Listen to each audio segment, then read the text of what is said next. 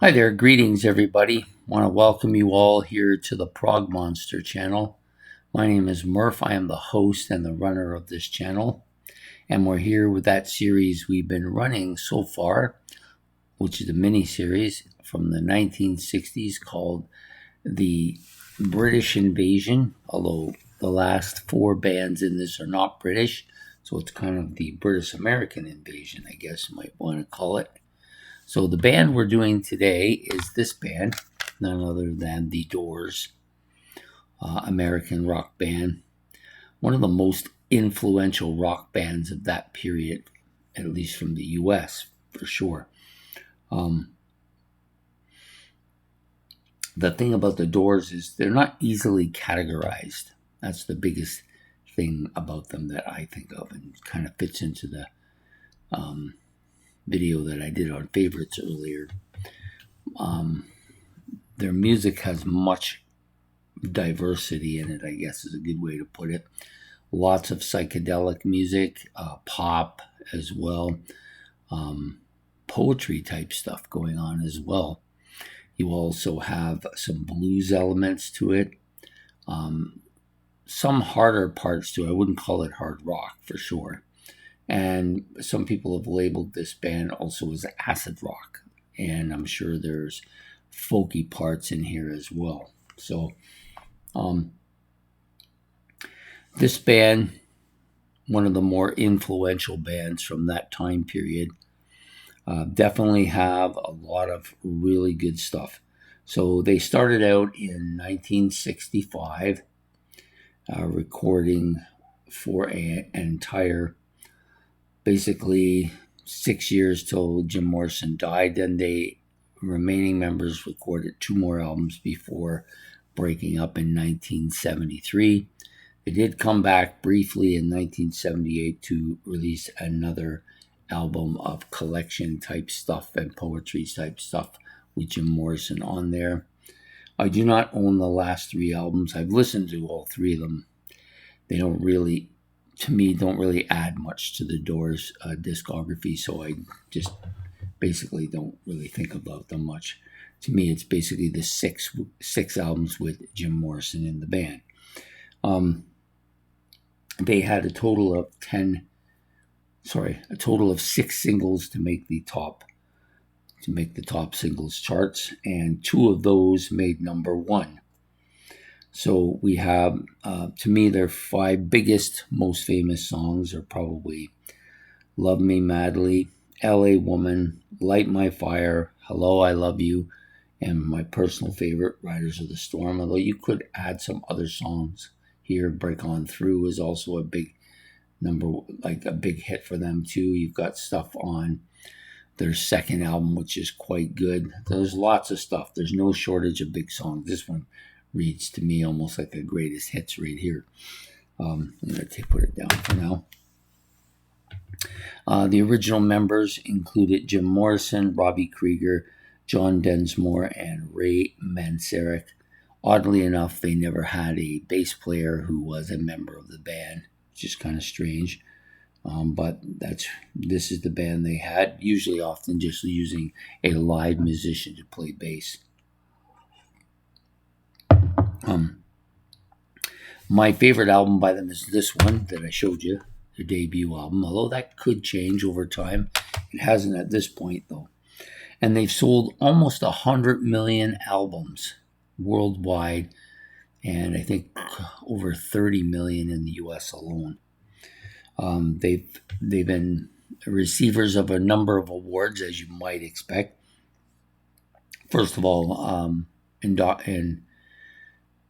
brought into the Rock and Roll Hall of Fame in 1993, inducted into the Rock and Roll Hall of Fame in 1993. Had Grammy Awards in 98, 2002, 2007, and 2010. And also registered with the Library of Congress in 2015. So they've had a lot of success over their years. This is a band that, to me, is kind of a cult following band. They're huge, worldwide known, but there's a group of people that absolutely love everything about this band. They're one of those bands that are like that. There's There's quite a few of these bands now, but this is one of them. Grateful Dead, Rush, The Doors, maybe a few others, the Beatles, of course. But yeah, definitely a well-known, dominating band from the 1960s, having one of the most recognizable characters up front, the front man of Jim Morrison, very well known, mostly of his on-stage craziness. But he was a good singer too, and he actually wrote quite a bit of really memorable stuff, in my opinion. So the Doors are the band that we're talking about today. For me, it was a discography that almost never was, because I never liked the Doors. I had a friend, my best friend when we were kids, and most of the stuff he gave me I ended up liking a lot, and this is no exception. But at that time period, he pushed these guys on me a lot, and I just never liked them, never wanted to hear any of their music, and didn't care for them at all. And it wasn't until I started this channel, it was maybe a year in, that I started listening to this album one day, and then all of a sudden it clicked in. Now, I'd always liked the song Riders on the Storm, but the rest of the discography just had no interest in. My first album I ever owned was L.A. Woman. I don't know how I ended up with this album, but I had it in my discography, but I almost never listened to it, except for on occasion I would listen to Riders on the Storm. Maybe that's why I ended up with it. I'm not sure. Anyways, it wasn't until maybe 3 years ago they had a breakthrough for me, and that since have become a band I like to listen to quite a bit. They, to me, have a lot of different sounds to their music, so they never get boring. So that's part of the reason why I'm not sure why it took so long for me to penetrate them. But there's been other bands like that in my history. Pink Floyd, Jethro Tull, Gentle Giant, all bands following that same suit. Anyways, that's my pick for, that's my band for today. They're number 7 on the list in this series of sorry, I'm drawing a blank here, the British Invasion. And these are not one of the British Invasion bands, but they definitely came at that same time period. So this is episode number 7. We have one more episode left to do in this series, which will feature the Beach Boys, another American band, another very influential American band. And that will be the final episode of this series. And then we will be doing another series starting probably the week after that, which is going to be called the Superstar 70s.